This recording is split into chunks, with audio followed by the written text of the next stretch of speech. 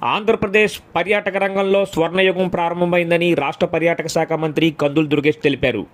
శనివారం రాజమండ్రిలో ఆయన మీడియాతో మాట్లాడారు. ముఖ్యమంత్రి చంద్రబాబు నాయుడు సూచనల మేరకు రాష్ట్రంలో హెల్త్, వెల్త్, హ్యాపీ నినాదంతో ప్రపంచ స్థాయి పర్యాటక కేంద్రాలను అభివృద్ధి చేయనున్నట్టు వెల్లడించారు. దేశాన్ని 2047 నాటికి వికసిత్ భారత్గా తీర్చిదిద్దాలనే లక్ష్యంతో ప్రధాని నరేంద్ర మోడీ కృషి చేస్తున్నారని మంత్రి గుర్తు చేశారు. ఆ లక్ష్యాలకు అనుగుణంగా కూటమి ప్రభుత్వం ఆంధ్రప్రదేశ్లో పర్యాటక రంగాన్ని వేగంగా అభివృద్ధి చేస్తుందని చెప్పారు. పర్యాటక అభివృద్ధితో పాటు రాష్ట్రానికి పెట్టుబడులు, ఉపాధి అవకాశాలు మెరుగుపడతాయని మంత్రి దుర్గేష్ ఆశాభావం వ్యక్తం చేశారు. అరకు ఉత్సవాలు నిర్వహించినప్పుడు అరకు కౌని అనేటువంటి పేరుతోటి ఒక మిల్లెట్స్ తో కూడినటువంటి థాలీ అనమాట. అందులో కేవలం మిల్లెట్సే ఉంటాయి, ఎక్కడ కూడా రైస్ వాడరు. మిల్లెట్స్ తో కూడినటువంటి థాలీ, ఒకదాన్ని రెసిపీని డెవలప్ చేశారు. అక్కడ కలెక్టర్ గారు ప్రత్యేకమైన శ్రద్ధ తీసుకుని ఆ రెసిపీని తయారు చేశారు.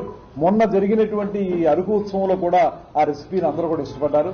అలాగే అరకు కాఫీ లాగే అరకు కౌని అనేటువంటి దాన్ని, అంటే చిరుధాన్యాలతోటి థాలీ, ఆ థాలీని డెవలప్ చేసిన సిస్టమ్ ని కూడా ప్రాచుర్యంలోకి తీసుకురావాలని ఒక ఆలోచన చేస్తా ఉన్నాం. అదేవిధంగా కేరళ తరహాలో రాజమండ్రి, విజయవాడ, సూర్యలంక వంటి 8 ప్రాంతాల్లో హౌస్ బోట్లు, ఇవాళ త్వరలోనే మన గోదావరిలో కూడా హౌస్ బోట్ తయారు చేస్తున్నాం. ఇప్పటికే మేము అక్కడ మన పున్నమి ఘాట్లో విజయవాడలో హౌస్ బోట్లు 2 ప్రారంభించాం. అక్కడ మొత్తానికి 5 హౌస్ బోట్లు రెడీగా ఉన్నాయి.